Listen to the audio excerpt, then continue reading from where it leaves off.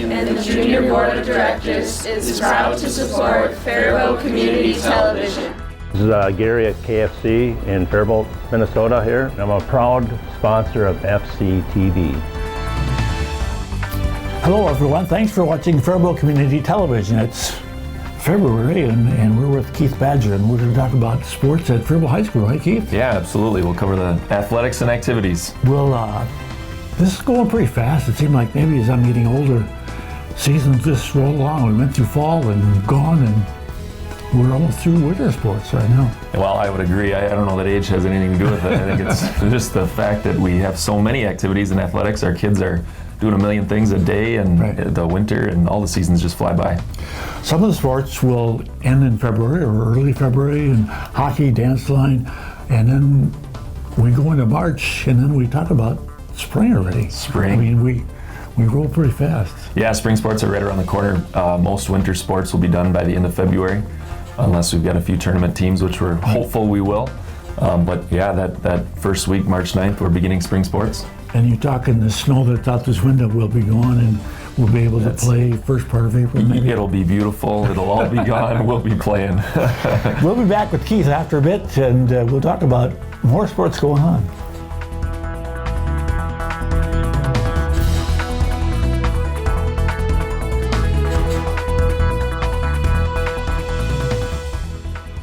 Hi, Dr. Michael Ritchie Eye Clinic. Thanks for joining me. Today we're up in the Crossroads Surgery Center, and I want to take a day here and chat with you a little bit about laser treatments. Lasers that we have here in Faribault. Lasers do a lot of things in eye care. LASIK is the one everyone always thinks of, but there's a multitude of things that we can accomplish with a laser. So come with me, we'll go into our laser room and I'll walk you through it. So here we are in our laser room. This is located right in Crossroads Surgery Center. And as you can see, we have 3 different lasers. They accomplish a number of things that we use in eye care. The first laser is a laser that we call a YAG laser. Y-A-G stands for yttrium, argon, and gadolinium. Those are the elements inside the laser tube that create the laser. And actually there is no laser tube. These are solid state lasers. So, but they generate the wavelength of the laser. And the way a laser works is it's a light beam, but it's a light beam that is concentrated in one wavelength only. And that wavelength, when you concentrate it like that, creates energy. And that energy is absorbed by particular tissues in the body. This laser is a cutting laser. So the energy is high energy. It does not generate heat. It generates a cutting action. And we use this to cut through the cloudy capsule that can develop in people after cataract surgery. This laser, we abbreviate everything. This is an SLT laser. SLT stands for selective laser trabeculoplasty. Wavelength of this laser is different than that one. This is a very gentle laser, if you want to think of it that way. It's a low energy laser, so we use this for people with glaucoma. We can laser part of the glaucoma drainage system, and we don't want to damage that, so we want a low energy laser. The laser, in some respects, tries to clear out the obstruction that's found in the drainage system. It does it in such a way that it can potentially clear the obstruction without causing damage to the tissues. The final laser we have here is an argon laser. Remember that the first one had argon in it, but it was also yttrium and gadolinium. Argon is a green laser. It's a very specific wavelength, and this is a cauterizing laser or a burning laser. So in direct contrast to the SLT, which is a gentle, non-heat generating laser, this is a thermal laser. And this, we want the cauterizing effect. We use this to treat abnormal blood vessels in the retina. So this is the laser that we use primarily for treating people with diabetes, blocked blood vessels, like a branch retinal artery or vein occlusion. We also use it to treat macular degeneration. Those are all vascular problems in the retina, so we want the cauterizing effect of the argon green laser. From your perspective, if you're a patient, you're not going to notice any difference. A laser is a bright beam of light. What it specifically does is dependent on the wavelength of the laser. Now, one thing you will notice is we have 3 lasers here, but we do not have a laser to be used for LASIK. That's an excited dimer laser, or an excimer, and that's a completely different wavelength, and it has a completely different purpose. That's a laser that actually would take up this entire room. So we do not have that here. I do perform LASIK surgeries at the laser center that I use in Edina, at the LASIK Plus Laser Center. So we still go there for that. It's an entire laser center dedicated just to LASIK. These are laser treatments that we do here in the office. These are medical related. We treat retinal problems, we treat glaucoma, and we treat the cloudy capsule that can develop after cataract surgery. Thanks again for joining me, and I'll see you next month.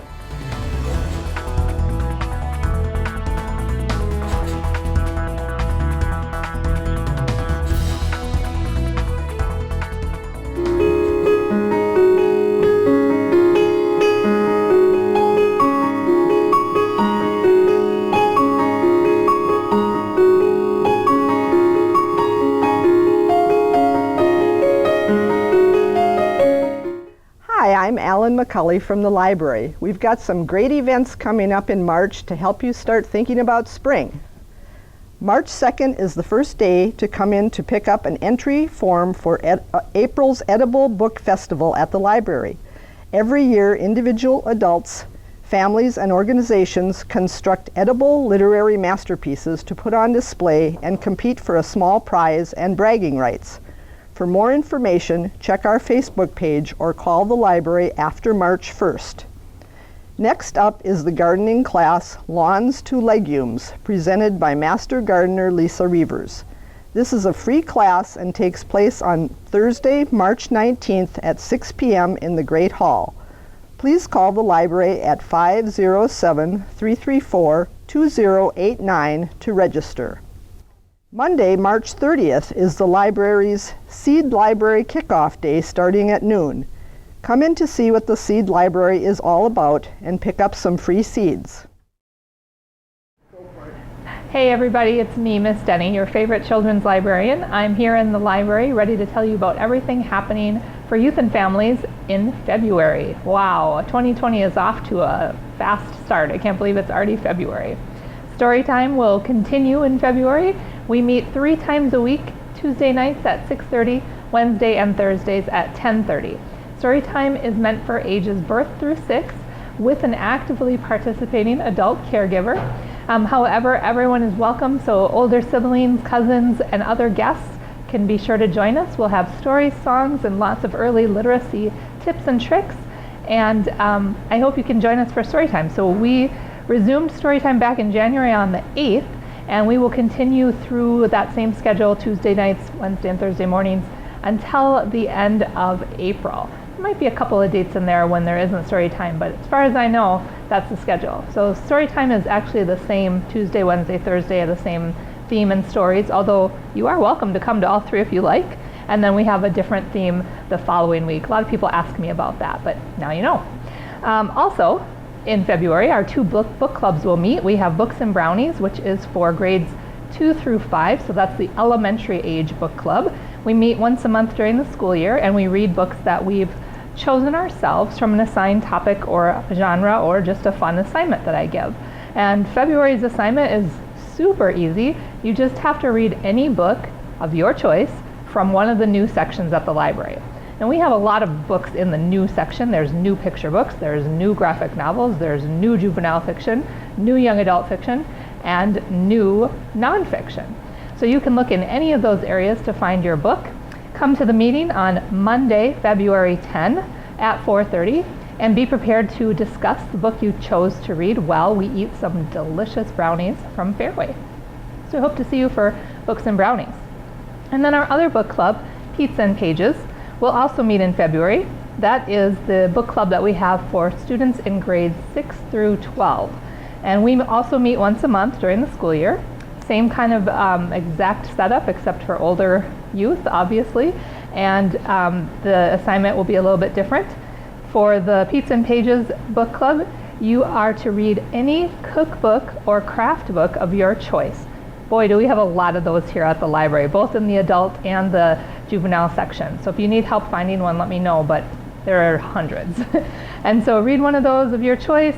Come to the meeting on Monday, February 24 to talk about your books while we eat some delicious pizza from Godfather's.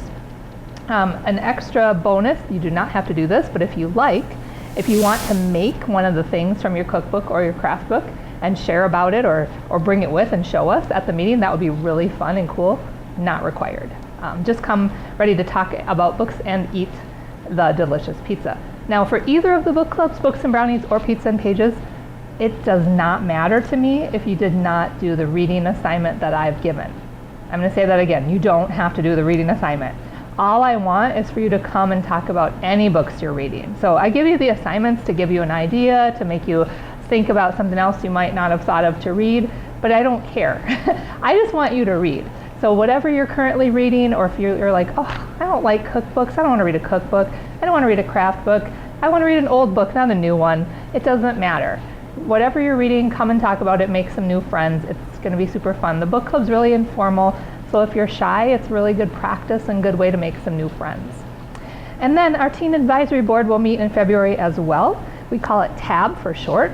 TAB is for youth in grades 6 through 12, and we meet once a month all year to figure out ways to make the library even more awesome for youth and families. So we really need your input if you're in grades 6 through 12. And if you want to join us, please talk to me and I will tell you how to become a member, because it's not that simple. You do have to fill out an application, but okay, it is kind of simple. It's application, you're probably in. So give me a call, shoot me an email, and talk to me about joining TAB. Our next meeting is Monday, February 3rd at 4:30. The book clubs and TAB all meet in the library's youth activity area. Our two book awards, we have the Maud Hart Lovelace and the Star of the North Picture Book Award. Those are ongoing. You have some time yet to read. I believe the end of March is when you have to get your votes to me. So how it works, if you read Maud Hart Lovelace, there's 2 categories, grades 3 through 5 and 6 through 8. Read 3 books in either category. Let me know which one was your favorite and I'll submit a vote on your behalf. The Star of the North Picture Book Award, there's 10 books. If you read at least 8 of the 10, then you can let me know which one is your favorite and I'll submit your vote. And of course, you do not have to read these yourself. So the Picture Book Award is for K through 2. If you have someone reading those to you or reading them with you, that also counts, no problem. And the Maud Hart ones you can listen to on audio or have someone read to you, no big deal. But again, end of March is the deadline. So it's coming up, not too much longer. And we have all those books here at the library. In February, there is one day that the library is going to be closed for a federal holiday, which is President's Day, and that is Monday, February 17th. All right, if you have any questions or if you have a group or a class that you'd like to bring to the library for a tour or anything else that you think that the library could help you with, get a hold of me. You can call me, email me, look me up on the library's Facebook page, stop in and chat. Whatever it is, I'd love to help you out. See you at the library.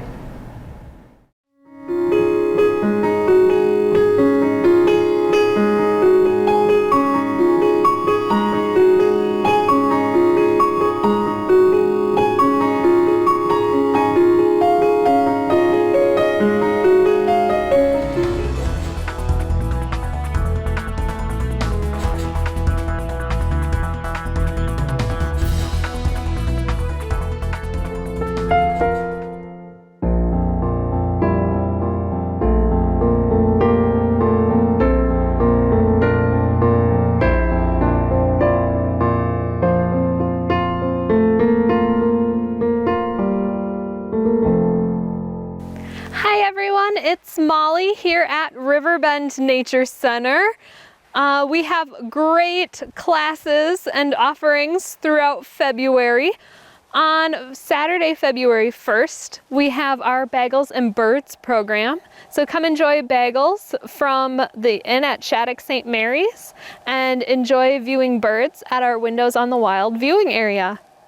In the afternoon on Saturday, we have a Learn to Ski program, the last one of the season. So come on out and learn how to cross-country ski from one of the naturalists. On Saturday, February 8th, we have our Papermaking Valentine's Day program, where you can come on out and learn how to make recycled paper with your family. On Thursday, February 13th at 6:30 p.m. we have an adult moonlight snowshoe hike. So come on out and enjoy our candlelit trails by moonlight and a bonfire and roasting s'mores. On February 14th, we have a Schools Out Adventure Day, which are camps that are on days off from school where kids can come on out and enjoy Riverbend throughout the day. On Monday, February 17th, we also have another Schools Out Adventure Day. So come on out and take advantage of this winter weather. We have snowshoe and animal signs hikes on Saturdays throughout February. Come on out, learn about the history of snowshoes, and take a hike through the woods and see what animal tracks we can find. On Wednesday, February 19th, we have our Lunch and Learn program. You can head on out for a catered meal and nature presentation. And this month, the Minnesota Green Corps member, Evan Pack, will be presenting on ways to recycle more items and how you can reduce the amount of waste we produce in the first place. So come on out, that's from 12 to 2 on Wednesday, February 19th. On Friday, February 21st, we have our Homeschool Science Day. So we have two programs, one in the morning called Homes and Habitats, and in the afternoon we have one called Winter Weather. So come on out and stay for both and enjoy lunch inside our interpretive center. We hope to see you out here on the trails in February. Winter's the best time to get on out and enjoy nature. It's very peaceful and quiet out here. And you might even get to see some animals such as deer walking through our woods. And registration is also open for our Maple Syrup Fun Run. That's on May 2nd, Saturday, May 2nd. So come on out here and start training for the run.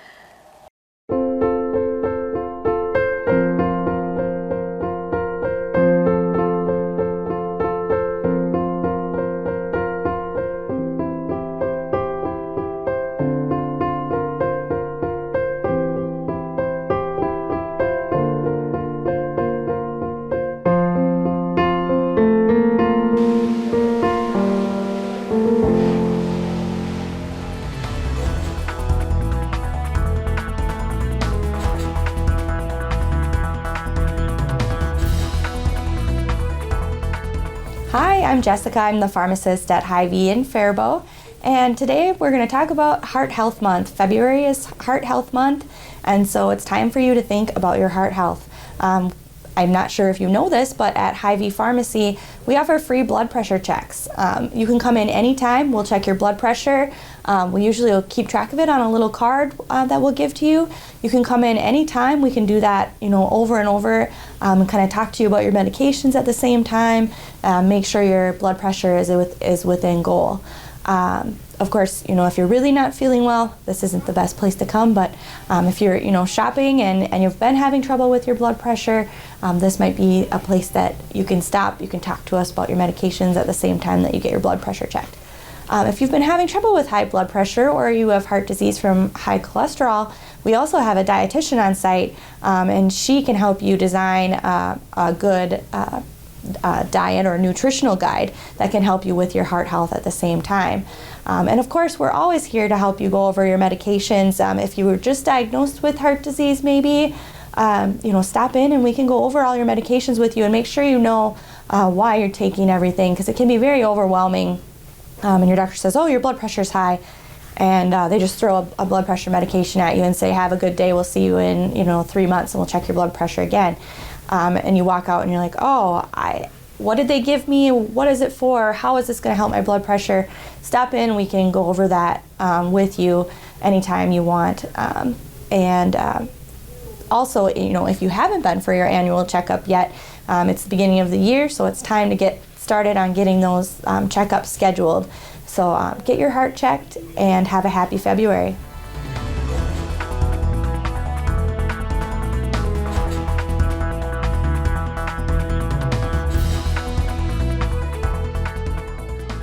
Back with Keith Badger at Faribault Senior High School, talking about planning for the next season. How far away do you look with the athletic directors at the Big Nine? Are you looking at fall sports already or past that already? It's a good question. So the way that we handle it within the conference is during the in-season, so during the fall season, for example, we would plan the conference fall schedule for the following year. Oh, okay. So that gives activities directors time to go and reach out to non-conference opponents should you need some. So for example, my fall schedule, non-conference and conference, will be completely full by December 1st of the same year. Then the winter will be done by maybe March. So we're a year or more ahead. Now, is it you play the same teams like 2 years in a row and then that rotates too, or you rotate out of their schedule or your schedules? Yeah, so our conference schedules will go 2 years. Okay. So we will draw numbers. We just did this year for the next 2 years. So our conference schedules will remain the same for 2 years, and then we'll redraw and get some new conference schedules. So like in football, you might play Owatonna for 2 years and maybe you won't get them for 2 years, or you could. We could, and football's a little unique in that we play in districts, so we add New Prague and we add some of those different teams into our district. But similar process, we'll draw numbers, but with our districts based on enrollment, we may have a chance for a couple crossover games between those districts, like we kept Owatonna this year, and that would be a team that exists in that bigger district, but would come down and play us. Yeah, you got 5A schools, you got 4A schools, you got different sections for different sports. I mean, how do you keep track of all that? Right, yeah, well, that's a challenge, and I think as a relatively new activities director, I rely on some of those experts out in the Big Nine, and I think that's the really wonderful thing about being an activities director is there's so many people willing to help. So whenever I have a problem or a challenge or something that I need assistance with, I've got my speed dial over there of people I reach out to. Football's got 9 men up to like 6A. You got only 2 in girls hockey, like 1 and 2.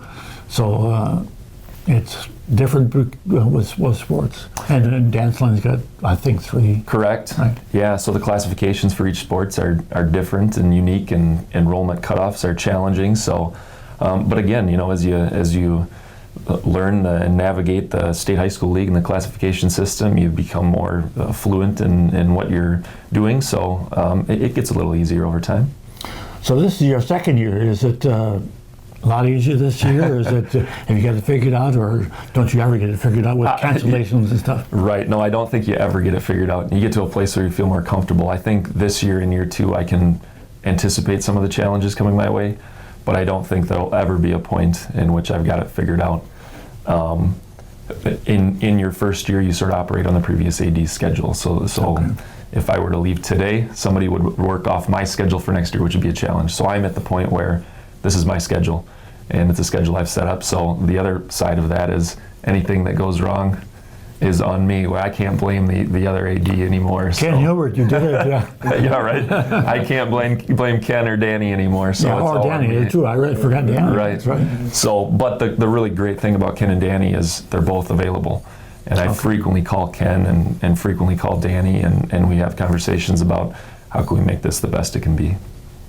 Where did Danny go? I think he's someplace up in the cities? Up in 196, yeah. Okay. Working in finance a little. He gets a normal job, That's right. 9 to 5 job. Well, the hours are kind of crazy for athletic directors, but they're as crazy as you want them to be, and it's just a job. You're right, it is as crazy as you want it to be, and I think the challenge, especially for a new person, is to balance family life and work life, and I want to be present for every single one of our activities and athletics events, but it can't happen, or I'll go home and I won't have a family. So I've got to be present at home and present with our kids, and that's, but I've got a great family and I've got a great wife and who supports everything that I do, but she also calls me out when I need to be home, so which is a great thing to have. Right. A lot of stuff going on at Faribault Senior High School and the BA, and you co-op a few sports with the BA, and makes things stronger. So. Yeah, absolutely. We co-op 13 sports with BA, and we have a really strong relationship with them and appreciate the cooperative agreement that we have, and yeah, the sports that we co-op are going really well. We'll be back with Keith in just a bit.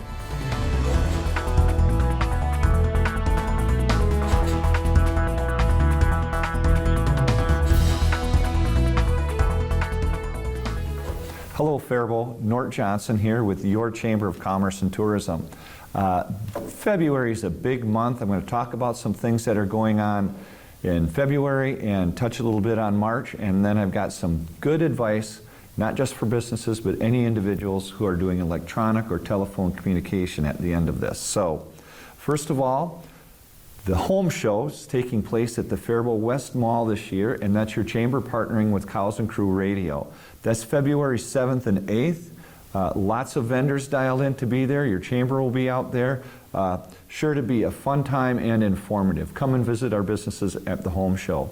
February 7th and 8th at the Faribault West Mall. Also on February 8th, it's our 5th annual The Flannel Formal, which is a fundraiser for our downtown committee, and it's been 5 years running, great attendance, great food, great music, very cool facility down at the 10,000 Drops and Corks and Pints facility. Going to be a lot of fun and for a good cause. Tickets are cheap, 20 bucks. So come and join us, includes a souvenir glass and music and hot dish. You can't go wrong. Another reminder for those in our business community, February 29th is the Membership Gala, our annual event. It's a fundraiser for the Chamber. It's also a business meeting where all of our membership gets a report on all of the good work that's been done over the previous year. This year, entertainment will be Crazy Keys Dueling Pianos. They are a blast. That'll be lots of fun. Catering this year by the Inn at Shattuck St. Mary's. There'll be beef tips, great dessert, appetizers, as well as a vegetarian approved option. Chicago Travel Show. Briefly, what we do there, Faribault is partnering with Northfield and Owatonna once again to promote visitors to the Faribault, Northfield, Owatonna area under our mini road trip brand. So we've got a contingency going to this show. Now get this, 30,000 people pass through the doors of this travel shows over a 2-day period, and we'll be there giving them information about why they should stop in Faribault and our surrounding area while they're on their summer holiday trips. Last year we saw some great feedback and we saw visitors from that area, so this year we're going out to do that work again. The session's priorities, as well as Business Day at the Capitol, are examples of how your Chamber of Commerce is working for the betterment of legislation as it affects the Faribault business community. So we'll be taking a contingency up on February 11th, where we'll learn from Representative Daniels and Senator Jasinski what the hot topic items there are. They'll take input from our business leaders in Faribault as well as from the Chamber. At the same time, we'll be able to get good information from them that we can bring back and share among membership. The Business Day at the Capitol is when the entire state business community descends on the Capitol and talks all things business with regard to legislation. Minnesota is one of the best states to do business in, except for a couple of categories, and their regulation and taxes. We know that it's important to pay our fair shares, but we also know it's important to maintain competitiveness with our surrounding states. And we just try to make sure we're doing all the right work to ensure that the right work's being done and that the right policies around taxation are in place. A couple of other items. You've heard me talk before about all the great work the Faribault Public Schools and South Central College have been up to. The Chamber has been blessed to be a part of those conversations over the last couple of years, and a couple of updates include a new internship grant that Faribault High School has earned that will create paid internships for about 33 students. We think that, especially given the Faribault demographic for students in the Faribault business community, that these paid internships are a fantastic boost for a number of students, and certainly a bonus for our businesses. Also, Pathways in Technology is leaping forward in the way that they're doing business. Pathways in Technology is a combined effort between the business community, South Central College, and Faribault Public Schools, where they're working hard to ensure that students as early as 9th and 10th grade find pathways to success in science-based, technology-based occupations. These include health sciences, so phlebotomists, certified nursing assistants, registered nurses, etc., and then welding certifications and other mechanical and technical certifications that are important to our business communities that are in that industry. And this work has been supersized recently with the passage of the 7-period day. The activities around ensuring our students are able to access great curriculum that lead to great careers has been outstanding. And I've personally been blessed to be able to be at the table as these conversations take place, representing the business community. People that work with me hear me say this often, but I'll let you all hear it. Good stuff, to be sure. In March, it's coming up, our Ag Business Brunch will be on March 24th. The entire ag industry is invited to join us for that event. It's always been a very solid gathering of the businesses and farmers in the ag community, and that'll happen again this year on March 24th. If you'd like to sponsor or attend, tickets are available. Give us a call here at the Chamber. And lastly, we've got the Business Awards coming up in May. That leads me into our next little segment, and that's the Nort Chat on Advice around different scam electronic communications. So we've had during this week several electronic communications coming from an out-of-town site claiming to be the Faribault Business Awards, and they've used the Chamber of Commerce's name within those communications. That's not us. We also have recently, in the last few days, been not the victim of, but the target of several other scam emails and phone calls. So my advice to everybody today around electronic communication and phone messages that aren't necessarily familiar or seem fishy in some way, and specifically those that are asking you to send money for some reason, always be suspicious. Nobody will call and ask you or email you to do a bank transfer right away today to take care of some pending item under threat of arrest or threat of collection. Don't fall for those. If you have any questions at all, do not act, don't click through on the links, and don't return a phone call to an 800 number to engage in a conversation with the IRS or with any other collection agency or anything that seems suspicious. Pause.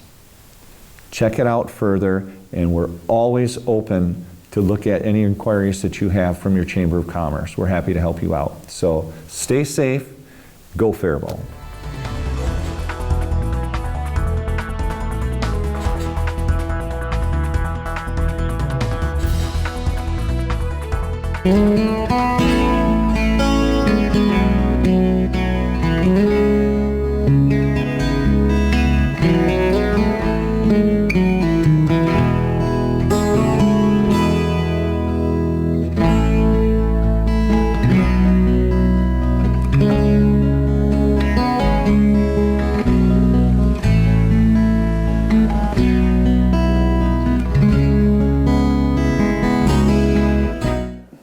Welcome to the Rice County Historical Society. My name is Sue Garwood and I'm the Executive Director here. Today we have a special tour with the Cannon River STEM School's 5th grade class. STEM stands for Science, Technology, Engineering, and Math, and it's a small charter school here in Faribault. The kids are very nearby, and they actually get to walk over, which is one of the neat things about the experience that they have here. So they actually take about a half an hour walk to the museum and all that sort of thing. But what they're doing when they get here is they're focusing in on their social studies curriculum. Fifth graders across the state of Minnesota are studying colonial America. So it's a little bit before 1600 up till 1800. Now we here in Minnesota, we didn't really start settling here until the 1819, which is when Fort Snelling was built, and as a state we didn't exist even until 1858. So you wouldn't necessarily think that the Historical Society, dedicated to Rice County history, is going to necessarily be able to help with that. But we were. That the STEM school is studying specifically colonial skills or craftsmanship. And many of the things that the craftsmen did in colonial times are also what many of the early settlers here in Minnesota did. So today we're going to be focusing in on a variety of different experiences. The students are going to go through 4 stages of that pen or that quill to the right shape that would have worked best for you. What's kind of interesting to think about is that in colonial America they didn't have envelopes. So that was part of what the sealing wax was about. They would have written, and then they would have had an outside piece of paper that they would have actually used to seal their letter together. Over here are tools of the trade for the book binding and book repair. Simple things: pencil, ruler, an awl that's very, very sharp, a heavy gauge thread, usually waxed thread, beeswax was what they preferred, some needles. Curved needle is great for some of the spine work. A hammer, glue, awl, scissors, and a bone folder. One of the things that we don't have here that they absolutely would have had is a book press. This is invaluable. You cannot really make a good book without a book press, because what that's doing is it's going to smush all the pages together. So this is actually one of our very oldest books that we have in the museum. This book was written or published, I should say, in 1644. I was thinking it was in the 16s. Yeah, very, very old. In fact, I have my own notes here to make sure that I don't give you the wrong dates. Movable type. So have you ever done stamping? Mm-hmm. Stamping is like movable type on only on a bigger scale. So excuse me. Yeah. So like with these books, here's what the interior of these books look like. Each one of these letters, there is either a word that they have in their pile of type, or it would have been individual letters. And the key about movable type means that you don't have to carve them in and have it be a single design once. You can actually move them around, and from one book to another you can change the type. When the movable type was invented, it transformed books. The Gutenberg Bible was the first book that was used with the movable type, and that was in the 14th century. Before that, all books were handwritten, which meant that really, for the most part, only churches and monasteries and other religious organizations had written text, unless you were exceptionally wealthy. You would have had, and a monk, one of the goals that some monks really wanted to do is to write a Bible, and they would have done these fancy letters, etc. And that might have been a project that they would have done in their lifetime once. It may have taken many, many, many years. With the movable type, now all of a sudden you can lay out your text block and put ink on it, just like you do with stamping. Put a piece of paper on here, and now you've got text. And you can put another piece of paper on there, and now you have two that are identical. You don't have to handwrite it, so it's much, much, much faster. Whereas something that might have taken years to do, now you can maybe make a book in a month or a couple of weeks. Then in 1605, the printing press came out, and that was early mechanization. And what that is a piece of paper would come in, and they could make a copy really fast. They might be able to print 10 sheets or 15 sheets in a half an hour, or maybe even faster than that. And so all of a sudden books became something that were much more common. But keep in mind, the printing press, being invented in 1605, is only 40 years younger than this book. That's how old this book is. But one of the things that's neat when you look at this is that you can actually see that some parts of it are darker than others. If you've ever stamped, you know that sometimes the amount of pressure you put on can make one corner of the stamp lighter than another. And that's what was happening here with this book as well. But books are made up of parts. Take a look at the books on the tables. They're all the same sort of thing. Take a look at the books in front of you. And what I want you to do is take a look through the sides, just the way they are here. Take a look here. Take a look here. They are the way in which books are put together. They're not, because the whole point of books is the information on the inside. And those pages they're not just individual pages, they're actually folded together and sewn together. So a book is made up of individual pages that get folded, and then those folds, many folds go together to form a signature that actually gets sewn together with a thread and a needle, and then many signatures get sewn together to create a text block, and you can see that in the profile. We know lots of things about books. Your hand was just on something I was just about to talk about. Yep. That is called a header or a headband. Parts of the book, we all know covers, front and back cover. We know spine, that's the back. The part of the book that gets damaged the most or gets the most wear, I should say, is the spine. Both with opening it, but also with how we pull it off the shelves. How many of us have a tendency to reach for a book by pulling from the top? It's really hard on the book. It's always been hard on books. And so they have put in something there like this called a headband. And they actually have one on the tail as well, or on the bottom as well. Books are, for the most part, sewn together. But we're actually going to make a book that you fold and use scissors, but you don't sew. You can, when we're all done, you can cut those pages apart more, and you can actually, using a needle and thread, again, sew it together like this. But we're going to make one that's just folded. So if everybody would take a piece of paper and a pair of scissors. Folded airplanes before, or origami or anything like that. It's the same set of skills. So first things first, we're going to fold it in half. Somebody told me this is the hamburger way of folding? Yeah. Does that mean anything to you? No, I think it's the hot dog actually. Oh, well, whichever it is, that's the way we're. Hot dog is the one. Okay, then this is the hamburger way. This to make it smaller, like this. Yep, very good. And almost like you're making a paper book, like reading. Folding it in half. Yep. And then you're going to fold it, turn it, and fold it again. See? Again in half. Oh, like this? Yep.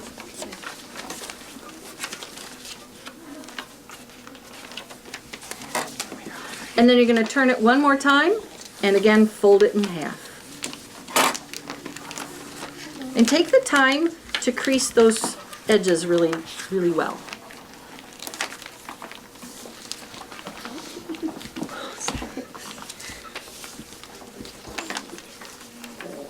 Look at these.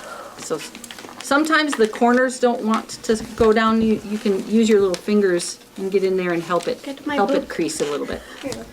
Excellent, excellent. All right, everybody, unfold it twice. Get back to your original fold. Yep. All right, so your paper has 3 open sides and 1 folded or closed side. Do you see that? Yeah.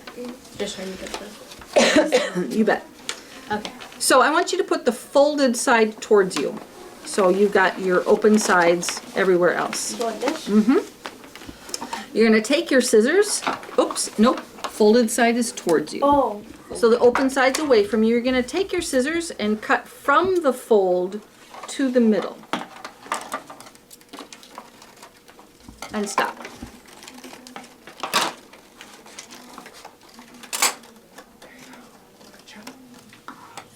All right. And you should have it so that it's, so now if you open it up all the way, you have a hole in the middle. All right, now you're gonna fold it the hot dog way. So the long way. And you're just follow the folds you already have. You're just gonna crease those down a little bit more. And when you're done, if you set it up, it actually stands, and you can see now you've got the hole in the middle. You see that? Okay, great. I want you to take the two sides, and I want you to push them together. What's going to happen is that it's going to close in on itself like this. Yup. And put it down on the table, and again, crease those, or fold those, flatten those seams a little bit more. All right. Now, fold it in half again. Which way? This way or? The other way. Doesn't matter. Whichever way you want. And now what you have is a 4-page book. And it actually holds together really well. This is a non-sewn book. This part. Yep, they are doubles. They are two pages each. What you could actually say it's an 8-page. 1, 2, 3, 4, 5, 6, 7, 8. Yeah, the cover counts too? Well, it depends. In this case, I'm making it count. And yes, you're absolutely right. They're double-sided. But the moment I cut one of those pieces, We're making more pages. my book falls apart. We don't want that. We don't want that. Oh, so we're not. We don't want that. We are not cutting anymore. Nope, we want it to stay together. If you choose that you do want to have them be independent, you don't want these to be doubled over, then like I said, you can cut it, but then you're going to need to make sure to sew it. And again, with this, what I did simply was I marked it with a pencil, and then I took the awl that I started with, and I actually pounded the hole to make sure that it went all the way through. And then I just simply took some thread and I went in and out and in and out, and then I did it back and forth, and then I tied a little knot. I don't want to do that. Why? So you're going to have to do that one at home, because we're running out of time. But this is one of the ways that you can make a non-sewn book. I mentioned to you a little bit about the printing and the printing press and what they did. When they printed, they didn't print one page at a time. They'd print many pages at a time. This is the page that you just folded. And if you notice, you've got 1, 2, 3, all the up through 8 pages. But when I unfold it, they are not necessarily, I mean, they're in order, but they're facing towards each other, and you've got 1 and 8 right next to each other. The hardest part of the book was the design. You had to figure it out in your mind beforehand about how many pages were you going to print on each book. Because how many pages you print on the book is how big the page of the book itself is, or how big the book itself is going to be.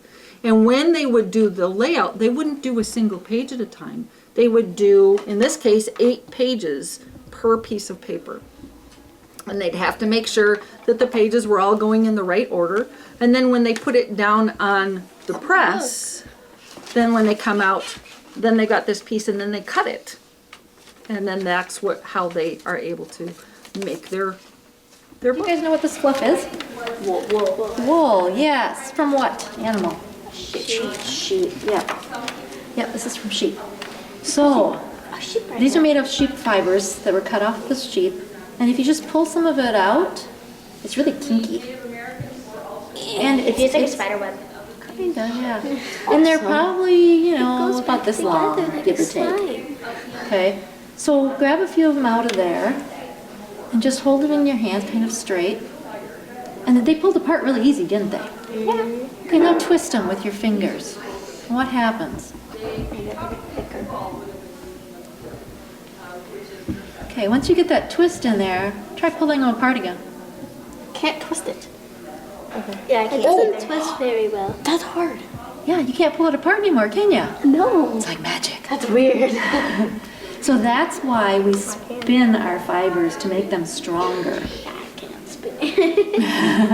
Okay, just go like this. And this is the way people would have started spinning their fibers. Like over 7,000 years ago, they would have been doing it that way. 7,000? Yeah, like way, way back. Long before you were born. Long before you were born. Okay? And then, about 4,000 years ago, we have evidence that the Egyptians used something called the drop spindle. And they spun their fibers with the drop spindle. We have pictures in the hieroglyphics. And the way you do this is, it's basically the same thing. You have a little bit of fiber here, like you guys were doing with your hands, and then you just put some twist in it with the drop spindle. And it just keep going. And that's the way the drop spindle works. Okay, and once you get a long line of this, then you just start rolling it onto the bottom of the spindle, and you start over. And that worked fine for thousands of years, but then we decided that we needed a faster way to do it. So in the medieval times, somebody came up with something called a wool wheel, or a great wheel. And this big wheel on it is like 4 feet wide. It's like this big. It's huge. And you had to stand up to do it. And then around 1500s, in the colonial times, somebody came up with something called a flyer wheel, which is like this one. And this U-shaped thing is called the flyer. And you got to sit down and use your feet. And this is where the spinning actually took place, and then it would pull it onto the bobbin for storage. It was all done in one step. So that was our great advancement in technology. And then we went from that to late 1700s, when the Industrial Revolution started. It was something called a spinning jenny, and it was a machine that had like 100 or so of these in it. You could have like 30 to 100 of them, and they'd all be in a row, and one person could spin all these spindles at the same time. So that was how things really got sped up when it was in the Industrial Revolution. That was cool. So, different things that we can spin are sheep wool, and this is a sheep getting sheared. Rip. Okay. You don't die. I know that. The STEM school is just one of many tours that we do here at the Historical Society over the course of the year. We have usually more than 1,000 kids who make their way through the museum, and we're always looking for volunteers. So if you're interested in helping out, of all of the people that you've seen, I was the only paid staff person. Everybody else was a volunteer, bringing their own experience and talent to the study of local history. Yeah, so if you're interested, feel free to give us a call. Otherwise, we hope you enjoyed it, and it's kind of neat to think about the fact that local kids are actually getting some hands-on experience and hands-on connection to the past.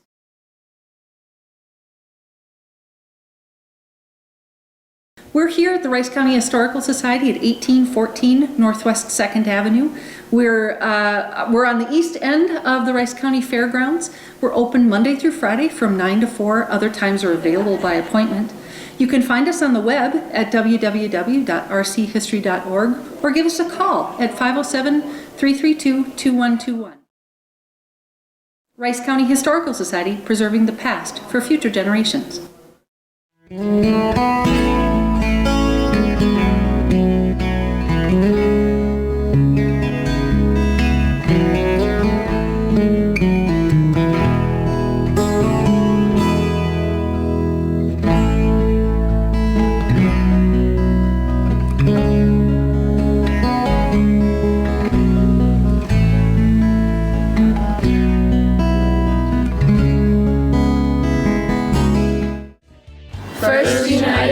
And the Junior Board of Directors is proud to support Faribault Community Television. This is Gary at KFC in Faribault, Minnesota here. I'm a proud sponsor of FCTV. Back with Keith Badger at Faribault High School. Keith, we hope the snow goes away. Spring sports is in April, not that far away, we hope. But it may be delayed because weather, you never know. That is always the challenge in spring sports, so I think we're optimistic right now based on a really great winter we've had, but that can change at the drop of a hat. We haven't had a lot of cancellations this year. Maybe I should knock on wood. Yeah, both of us here, right? Because cancellations bind things up and gets kind of crazy. Yeah, we had January 17th, we had the no school for snow, and that set us back a little bit, but you're sort of prepared to deal with one, and you hope that it doesn't happen again. And I think like Troy and I were talking that last year at this time we were right in the heart of that polar vortex and out of school for a week, and so we've been pretty fortunate. So let's hope for a good spring, and we'll get it going with baseball and track and all those spring sports? Yeah, we're expecting a good turnout for participation numbers here. We'll have a new golf coach. We're working on a girls golf coach right now, head coach. Claire Boltman, we're really excited to take over our softball program. Our other coaches will be back, boys and girls track and baseball, and so we're looking forward to some really exciting spring sports. Should be fun here at Faribault Senior High School.